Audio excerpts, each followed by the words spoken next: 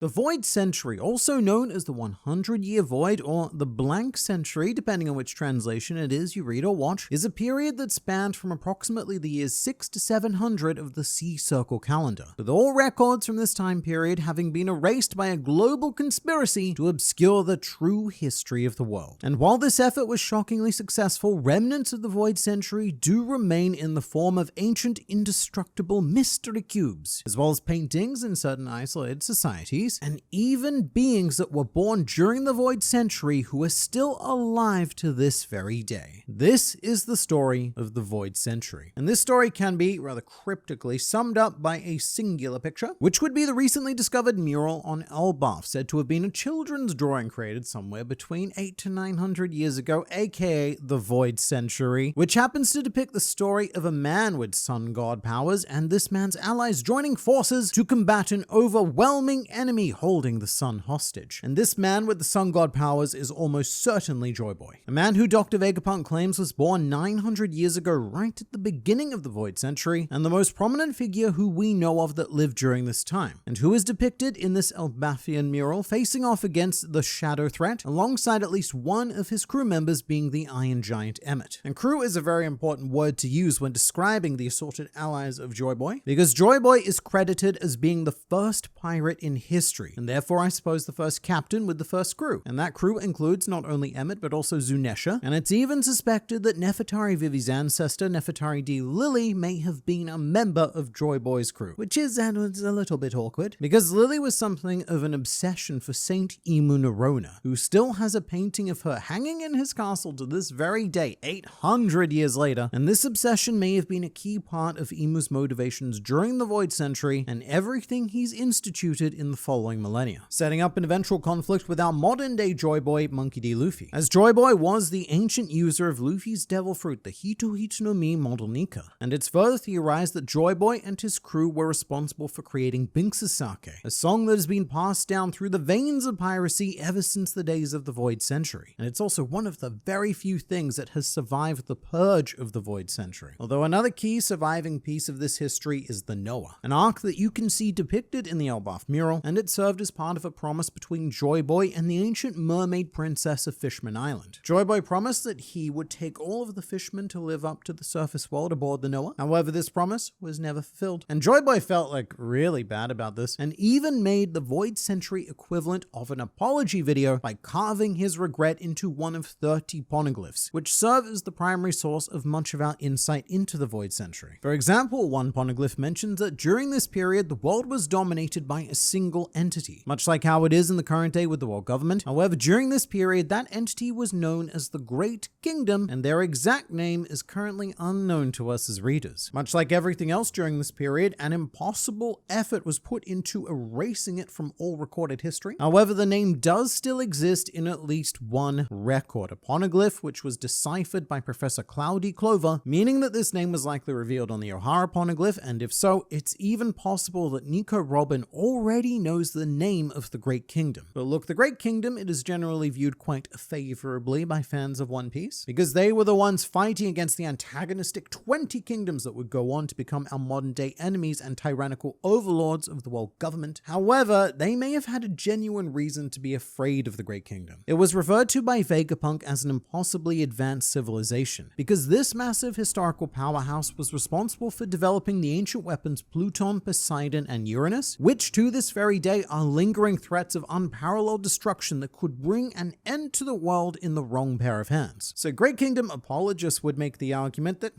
these were never intended to be weapons, and they were instead supposed to be tools for the betterment of the world, and perhaps that is true. Perhaps they were powers designed to, say, bring down the red line and unite the planet, restoring it to its natural form prior to the end of the First World, as detailed in the Harley text on Elbaf. But we don't know that, and the existence of these ancient weapons also gave the Great Kingdom infinitely more unchecked power than they already had. So I can see why that would make the assorted lesser kingdoms a bit nervous, to say the least. However, something that was even more concerning than the ancient weapons was the power source of the Great Kingdom, a substance known as the Mother Flame, which Dr. Vegapunk has successfully replicated and resurrected to some degree in the modern day. His replica is still incomplete, but it's designed to be an undying flame that can provide infinite power to whatever needs it. And something that needs it is at at least one of those ancient weapons, Uranus, which even when powered by Vegapunk's incomplete copy of the Mother Flame, is capable of destroying entire islands in a single blast. In fact, it's even scarier than that, because this is what we saw from Uranus in the modern day, powered by this teeny tiny fragment of an incomplete Mother Flame. So we can't even comprehend what this substance was truly capable of in its most complete form. Very dangerous in the wrong hands, and the Great Kingdom were also the ones who made the Iron Giant Emmet. And it's also possible that the Great Kingdom created the Devil Fruits, as the earliest recorded Devil Fruit users in the series to date are Joy Boy and Amatsuki Toki, both of whom were associated with the Great Kingdom. And that would also explain why they're called Devil Fruits, because anyone related to the Great Kingdom and the Will of D have subsequently been labeled as devils and demons. Furthermore, the existence of Devil Fruits are said to have greatly angered the sea god, resulting in a curse that takes away a Devil Fruit user's ability to swim. And from what we've read of around the cryptic Kali text, the sea god is very much an antagonist in the history of this world, and it is currently suspected that this sea god in question is either Saint Emu Nerona, or that Emu is an inheritor of the sea god's abilities, in the same way that Joy Boy and now Luffy inherited the sun god abilities. Speaking of Emu, this man, he was alive at the time, and he was a monarch of a series of kingdoms that decided to form an alliance against the Great Kingdom. All in all, 20 kingdoms pooled their resources together to create an entity capable of standing up to the Great Kingdom, which included the Nerona family, as well as many others whose descendants we've seen in the modern day, such as the Don Quixotes, the Nefertaris, the Topmans, the Shepherds, the Ethan Barons, the Marcuses, the J. Garcias, the Man Mayors, and the Scarlet Monarchs themselves, the Figolins. It's quite an astonishing effort, really. And what's even more incredible is that each of these 20 kingdoms put their own royalty to one side, and they each pledged allegiance to a concept known as the Empty Throne, a symbolic object designed to maintain peace within all allied nations, with the promise of equity in that there would never be a singular leader of the world, with a sword from each kingdom being placed in front of the throne as a sign of allegiance. Part of this was likely done to prevent the idea of another singular Great Kingdom style threat from ever arising, democracy good and all that, but this was all a rather clever ruse, as one man would park his silhouetted buttocks on this throne, being the aforementioned Saint Emu Nerona. It's currently unknown how he was able to secure his hidden rulership, but he was able to subdue at least 5 of the 20 founding families, representatives of which would go on to become his 5 elder stars, the sort of puppet rulers of this alliance in Emu's stead. And with this alliance now established, war was inevitable, a war that lasted the vast majority, if not even the entirety of the 100 years of the Void Century. And we still don't actually know which side instigated this war. It would be very tempting to say that it was the 20 Kingdom Alliance due to the fairly evil vibes we get from Emu and his associates, but to date, One Piece has gone to great lengths not to assign blame to either faction. And after his research into the Void Century, Dr. Vegapunk described it as a clash of 2 competing ideologies. He also says that the 20 kingdoms may have actually had no choice but to go down this path due to, quote, Joy Boy's faction,